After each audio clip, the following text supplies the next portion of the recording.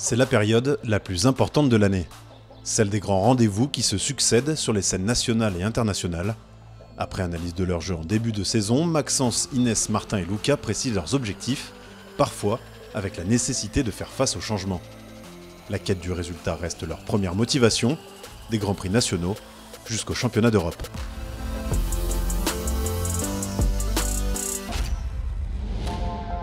Ils font partie des rendez-vous incontournables du circuit amateur.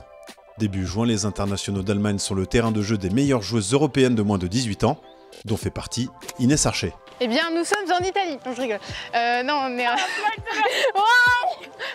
non, on est au German Girls and Boys. Tournoi très attendu. Tournoi que j'aime beaucoup, que j'ai fait l'année dernière. J'ai bien performé. Là, en Orco, c'est un peu le moment un peu relou des tournois où il se passe pas grand-chose. T'es un peu moins concentré. Fin de partie, la fatigue elle arrive, donc tu mets moins d'intensité. Mais non, là je suis bien, je suis bijou. À la sortie de l'hiver, la Rennaise a vu un changement s'opérer dans son encadrement. Kenny Le Saget, également coach de Lucas Morin, est devenu son nouveau référent. Tout se passait bien avec Gladys et je serai toujours reconnaissante de ce qu'elle a pu m'apporter en termes d'aspect de joueur. Mais j'ai senti que Kenny il avait beaucoup de choses à m'apporter. Faut aussi savoir que Gla, elle est sélectionneuse, donc elle a la double casquette et c'est très dur parce que je ne pouvais pas être complètement ouverte parce qu'à côté il y a aussi les sélections. Moi je suis dans les line-up des sélections. Donc du coup j'ai voulu changer et au final franchement ça s'est bien passé et puis le changement il s'est fait assez rapidement. Mais j'ai l'impression que comment je m'installe à l'Arco, j'ai l'impression que j'ai pas réussi à le reproduire sur le parcours. Bah, par manque de confiance, je pense. Genre là, tu vois, j'ai l'impression d'être plus loin de la balle. Si tu te crées une routine, que tu essaies de ressentir un peu de déplacement, il n'y a aucune raison que ça se reproduise pas. Alors, il est bien entendu que ça n'empêchera pas qu'il y ait une ou deux fois où tu t'installes pas bien. Ouais. Mais le but du jeu, c'est simplement de continuer à faire la même chose tout le temps. Pour sa deuxième participation, Inès ne cache pas son ambition, remporter le titre. Un objectif qui se confronte rapidement à un scénario plus compliqué dès le premier tour. Et là, j'ai pris une grosse claque. Trop de précipitation, je veux trop finir. Et j'ai oublié qu'en fait, il y avait 3 tours et qu'il pouvait tout se passer. Malgré un bon début de tournoi, la joueuse de 17 ans est souvent pénalisée par son jeu. Insatisfaite par son contact de balle, frustrée par son putting, elle concède 3 cartes au-dessus du par pour un total de plus 7. Inès termine sa semaine en milieu de tableau, non sans regret et non sans apprentissage. Moi, je suis souvent, quand je fais une contre-perf, je suis souvent là, en fait, il n'y a rien qui est allé. C'est hyper compliqué pour un joueur de sortir de cette bulle négative où tu penses qu'aux choses négatives, tu retiens que les mauvais coups. C'est pas une petite contre-perf qui va nous empêcher de continuer à travailler, Inès. C'est chaud quand même. Et Plus de plus 3, c'est nul. Et on fait quoi? On s'arrête de jouer au golf? Mais au final, Kenny, il a réussi un peu à me prouver à moi-même que en fait, je tape très bien la balle, je suis douée. Et en fait, il va juste m'apporter beaucoup de positifs, même en me disant ce qui n'allait pas. Il y a des coups que tu feras moins bien, il y a des putts qui seront moins bons. L'idée, c'est que ça ne doit pas entamer ta confiance, ça doit simplement te faire comprendre que qu'est-ce que je peux améliorer sur le prochain. Ça fait un peu remake de l'AS Mont, donc c'est cool. Les gens vont dire putain, mais c'est pas joué au golf cette meuf. Mais c'est vrai que oui, mes autres, là j'ai plein d'autres tournois, il me reste encore 6 mois de saison. Et franchement, la route est longue, il va se passer plein de trucs, je le sais. Et je croise les doigts pour que ça se passe bien. Un mois plus tôt, c'est dans les Hauts-de-Seine que Lucas Morin disputait le Grand Prix de Saint-Cloud. Compétition, la cachard, essayer de mettre en place les quelques trucs que j'ai vus aussi en début de semaine avec mon coach. Et puis on va essayer de faire ce qu'il faut. Parmi les favoris du champ, le Vendéen se présente avec l'un de ses objectifs déjà atteints, entrer au ranking mondial amateur. Donc c'est super cool parce que je l'ai fait assez tôt dans l'année. Et ça c'est important parce que je vais pouvoir tout le long de l'année, peu importe les compètes que je fais, je vais monter, je vais grappiller des places, etc. En 3 mois, Luca est passé de la 4200e à la 2100e place. Un rang qu'il espère encore améliorer en décrochant la victoire. Ouais, superbe. Et pour ce faire, il s'accompagne exceptionnellement d'un caddie qui n'est autre que son père.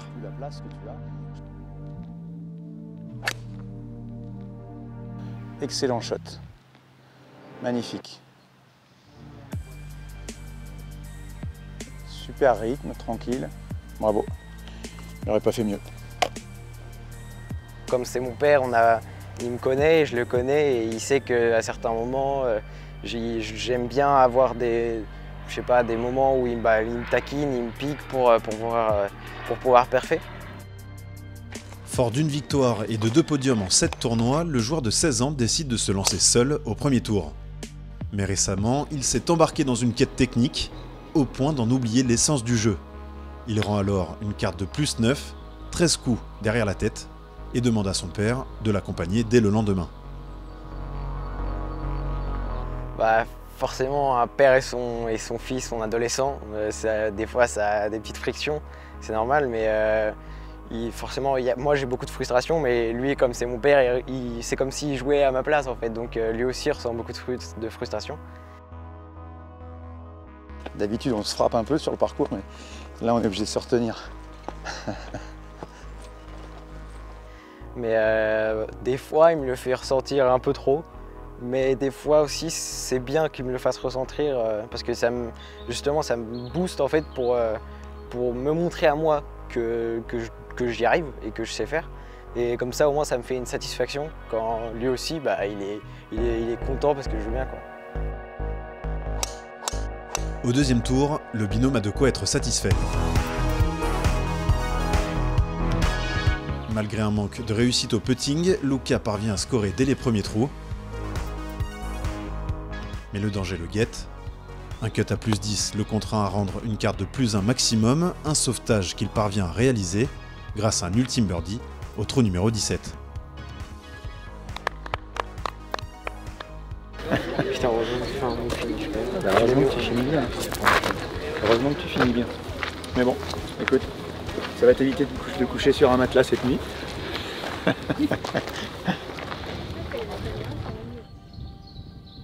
Mais la magie ne reviendra pas pour autant le lendemain. Luca rend une ultime carte de 76 et termine 27e. Comment dire, sans être vulgaire, c'était vraiment pas ouf. C'était compliqué. Il va falloir travailler, voilà, c'est tout. Une contre-performance qui rappelle les exigences du golf pour rester en centre de performance. Cette année, il y a 2-3 personnes qui sont parties à la surprise de certains parce que même en ayant un bon niveau, même golfique, scolaire, même physique, etc., il y a d'autres critères qui font que des fois tu restes pas jusqu'à la fin, quoi. Ça nous remontre que tout n'est pas acquis. Il n'y a pas de place pour faire n'importe quoi et tu es obligé d'être à fond tout le temps, quoi, en fait.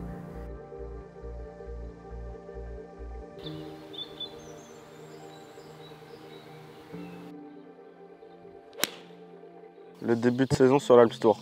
Bon, ça s'est pas très bien passé dans l'ensemble. J'ai eu beaucoup de mal.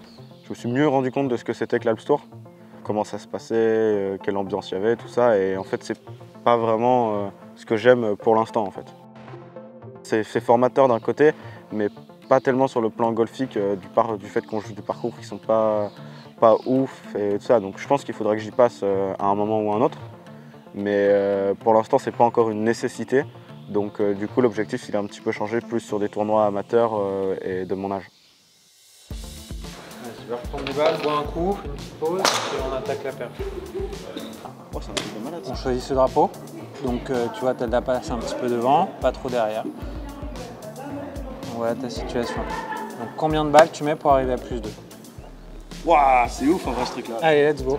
Recentré sur les échéances du circuit amateur depuis mars, Maxence Giboudot prépare en mai les premiers grands tournois internationaux de l'été. J'ai fini à plus 0,51, mais je suis descendu j'étais à moins 2 ou moins 3. Après 4 balles, je crois, un truc comme ça.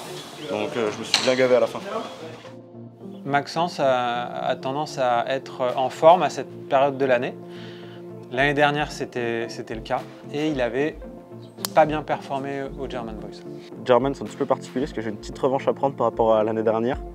Donc j'ai vraiment envie d'y arriver de la même façon que l'année dernière et réussir à concrétiser tout ça.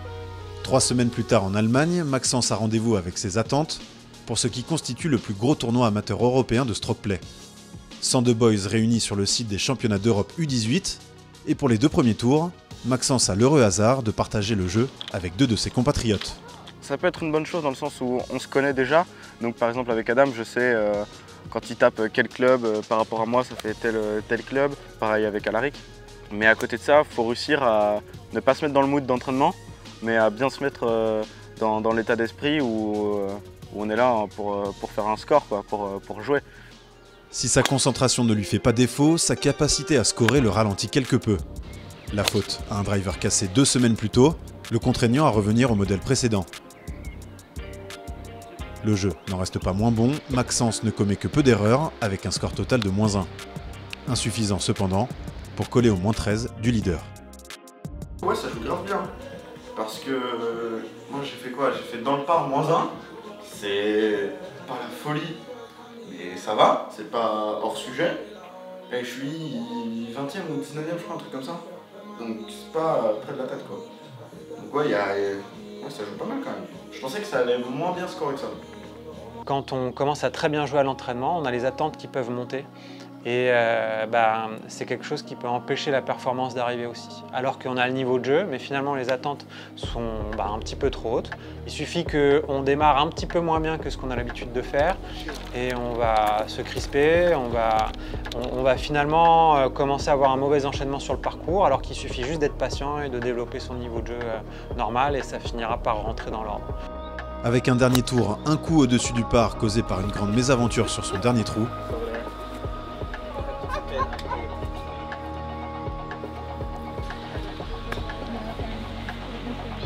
Maxence termine finalement 30e du German Boys. Là, je sors assez confiant de ce tournoi-là parce que c'est le tournoi où j'ai le mieux joué depuis le début de l'année. Enfin, même pas forcément en termes de score ou de résultats, tout ça. Je sais que c'est le meilleur jeu que j'ai produit depuis le début de la saison.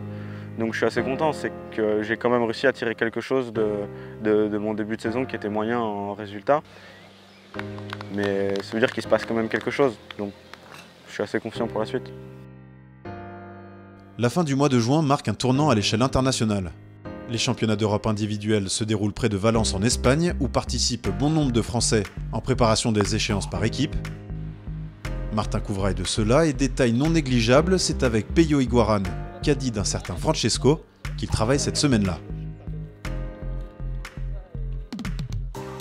La semaine dernière, il était avec Francesco à l'US Open et là, il est avec moi au sac, donc c'est plutôt cool. On en profite. Hein.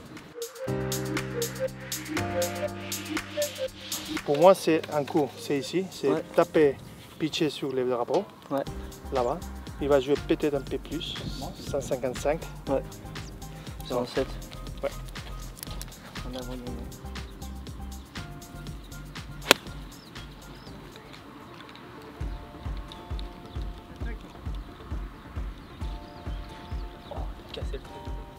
C'était ouf. Parce que je pense que c'est la semaine la plus productive de mon année, voire des 2 dernières années. Quelqu'un comme ça, je lui pose 10 000 questions, j'essaie d'être curieux parce que ça apporte beaucoup les gens comme ça. Pareil, c'est là, Francesco, dans sa tête, il se sent bien ou... Enfin, il y avait du taf, mais on a construit quelque chose, quoi.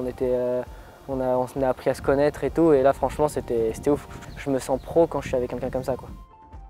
Et bon, c'est un joueur très, très solide, et il tape très bien. C'est complet avec tous les jours et c'est une bonne attitude, beaucoup plus dedans les professionnalisme. J'aime beaucoup. À cette même période, Martin aurait pu être sur un tournoi de l'Alps Tour. Mais après 8 tournois et 4 top 15, le Varois a revu ses priorités. J'ai pas très bien commencé sur l'Alps Tour, enfin, j'ai fait des bons résultats mais qui m'ont pas permis d'être proche du top 5. Et pour moi c'est plus important de me former sur des gros parcours avec des très gros champs. Et surtout que moi, à la fin de l'année, là, je ne compte pas forcément passer pro, enfin, ce sera sûrement fin 2023. Donc c'est pour ça que cette année, j'ai fait un peu ce choix-là. Je regarde si j'ai des tiges, je regarde si j'ai pas de la bouffe qui date de Milan. J'ai une pomme qui date de Milan, main gauche. J'ai tout. La bouteille d'eau, elle est dans le frigo, je la prendrai demain matin. Les clubs, ils sont lavés. J'ai mis mon carnet de parcours, j'ai mes crayons, donc là c'est bon. Je dois être à peu près prêt, je pense. En tant que j'ai des balles et des clubs, en vrai, ça suffit hein, pour jouer au golf. Comme il le dit à chaque tournoi, l'objectif est de gagner, même face à un champ où apparaissent les 3e et 7e joueurs mondiaux amateurs. Mais avec un tirage difficile qui le fait jouer l'après-midi sur les 3 premiers tours, Martin doit composer avec le vent. Plein de maîtrise lors des 2 premiers jours, il cède finalement 4 points au parcours à la veille du cut. De quoi passer de justesse sans pour autant être sûr de pouvoir jouer la gagne.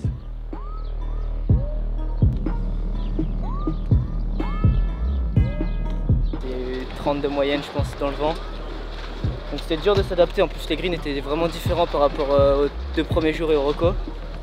Donc il fallait beaucoup d'adaptation, c'était dur. Aujourd'hui compliqué. Et malgré le scénario, le lendemain, le joueur de 19 ans ne perd pas l'opportunité d'affiner son travail avec son caddie star.